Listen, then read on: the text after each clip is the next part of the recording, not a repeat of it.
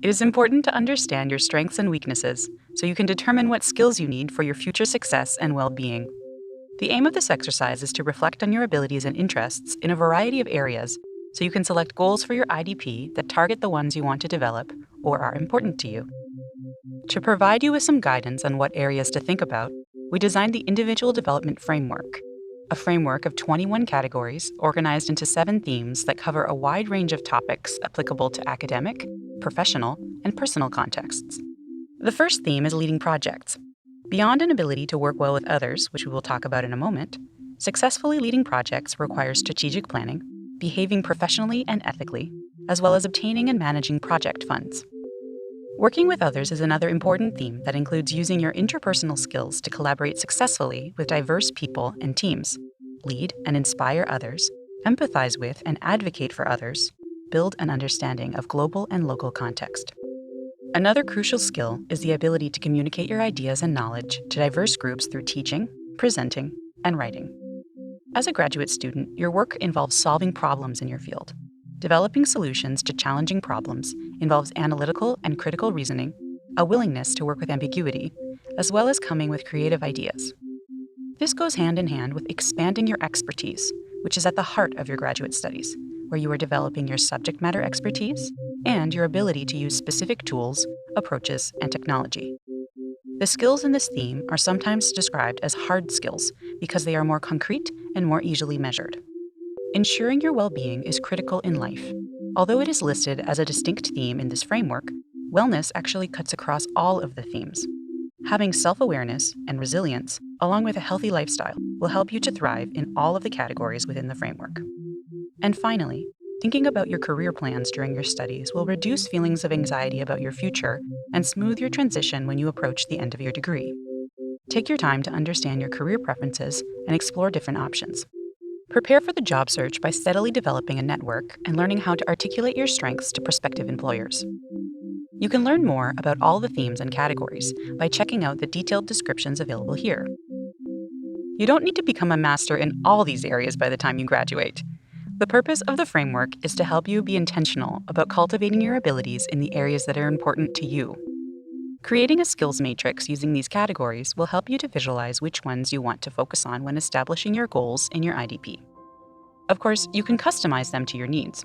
For example, you might replace tools and technology with several more specific subcategories, such as Python coding and statistical analysis.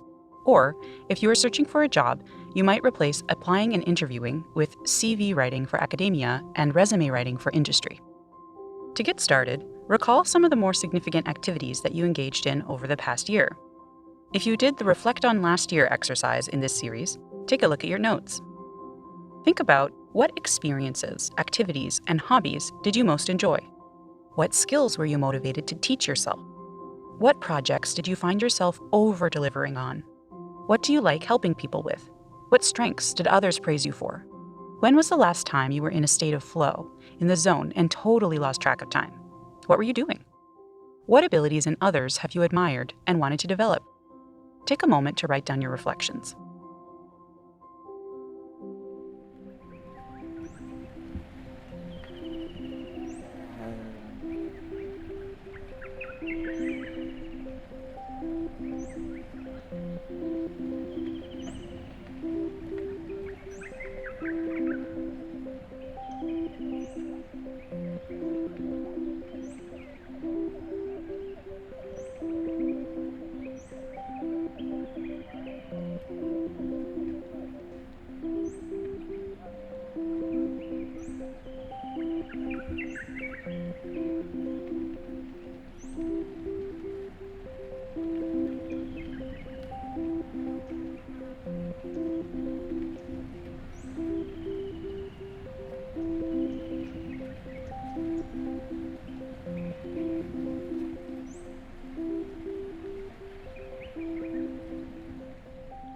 Now we are ready to create the skills matrix. In this exercise, you will assess each of the framework categories using 3 criteria. Number 1, what is your ability level? Number 2, how much do you enjoy doing this? And number 3, how important is it for your success and well-being? Draw a large square and then divide it into 4 quadrants. Below the square, write ability level, and on the left side, write enjoyment level. The next step is to fill in the matrix by placing the categories into the quadrants according to your ability and interest for each one. You can divide up the quadrants further to help you be more precise. Before you dive in, let's take a moment to talk about assessing ability.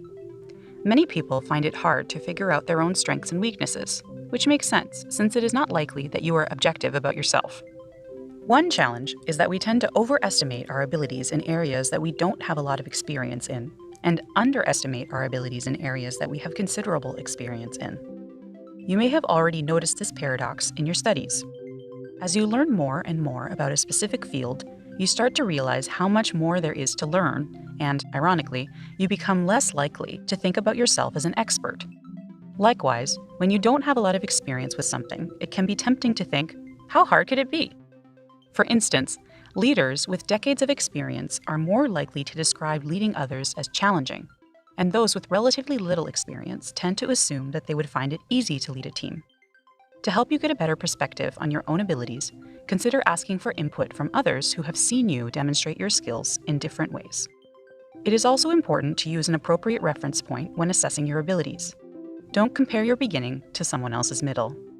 As a graduate student, you are surrounded by experts in your field, and it can be tempting to compare yourself with people who are much further along in their trajectory.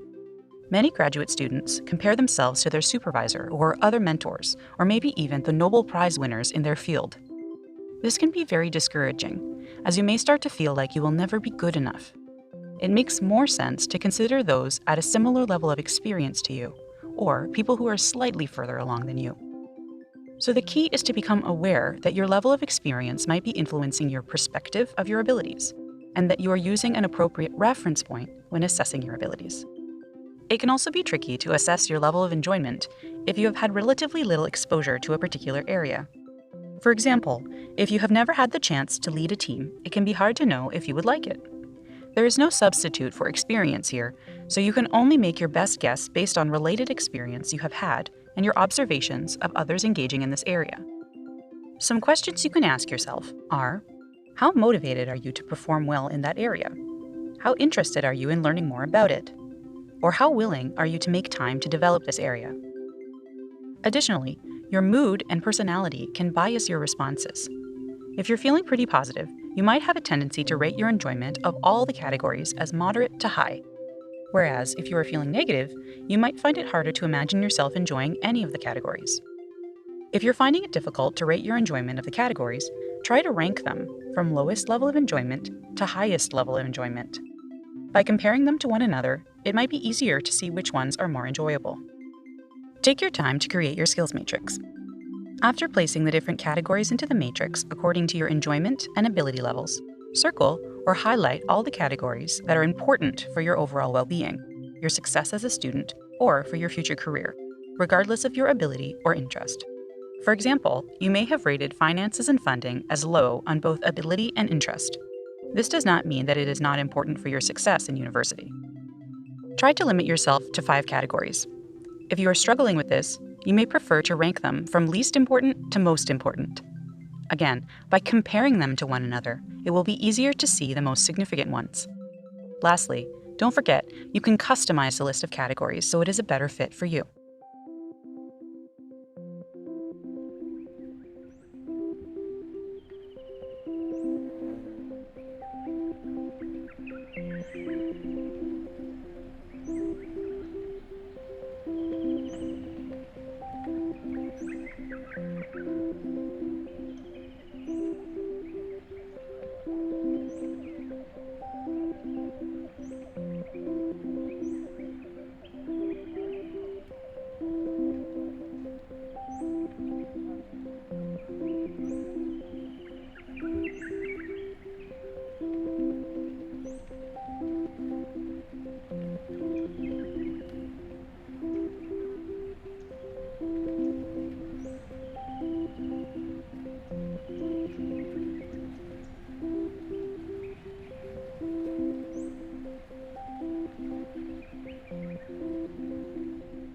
Now that you have created your skills matrix, let's take a closer look at the 4 main quadrants that provide a context for your ability and interest ratings.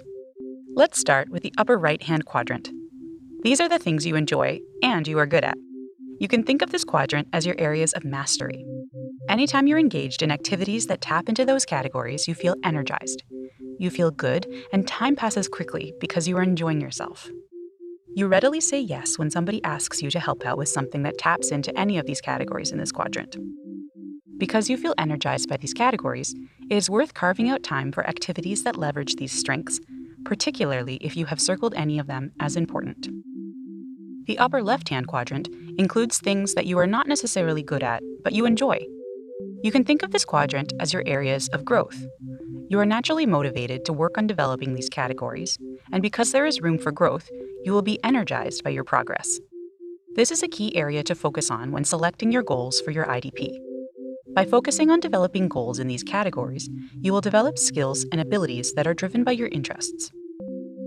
The categories in the lower right-hand quadrant are areas you have a high ability in, but you don't generally enjoy using them, and this creates high risk for burnout. You'll want to be very cautious about spending too much time on activities that require you to tap into these categories. Consider ways that you can avoid overusing these strengths. Because you are good at these things, you may get requests from others to take on tasks that use these strengths. Say no when you can, and try to focus only on using them when they are important to your success or well-being. In the lower left-hand quadrant are categories that you neither enjoy nor feel good at. These categories tend to be a source of stress. When you encounter them, there is often a feeling of frustration. I don't know how to do this. I don't want to learn how to do this. Isn't there someone else who can do this instead? As with the burnout quadrant, spending time on activities that require you to tap into these categories is energy draining, so you will want to carefully manage how much and how often you do so. Try to focus only on the categories that you have selected as important. It is likely that you will end up including at least one category that falls into your stress or burnout quadrant as a priority or goal in your IDP, because it really is important to you. So, how do you stay motivated to work on goals that are related to these categories? There are a few different ways we can motivate ourselves to do things we don't enjoy. You can decide to reward yourself. So if your goal is to exercise more, you might get yourself a treat after doing a certain number of workouts. Try pairing it with something that you do enjoy. For example, listening to an audiobook while out for a jog. By pairing something you like with something you don't like, you make it less painful. Decide what is the best way to schedule doing the thing you don't enjoy. Would it be easier to do 30 minutes per day, or would you rather get it all done in one day? Is this more manageable if you do it in the morning or at night? Ask for help. Take advantage of the on-campus services and resources to help you develop your skills and take care of your well-being. You don't need to do this alone. In fact, successful people almost always talk about all the people who helped them along the way. Getting help is not cheating. Think about how you can break it down into baby steps. For example, instead of thinking about doing an entire workout, you could focus on doing 10-minute segments so it feels a little less overwhelming. Instead of focusing on how much you dislike it, try reframing to focus on the underlying reason that doing this is important to you. This involves a little bit of mind trickery, but it will be easier to stay motivated if you focus on that bigger picture reason.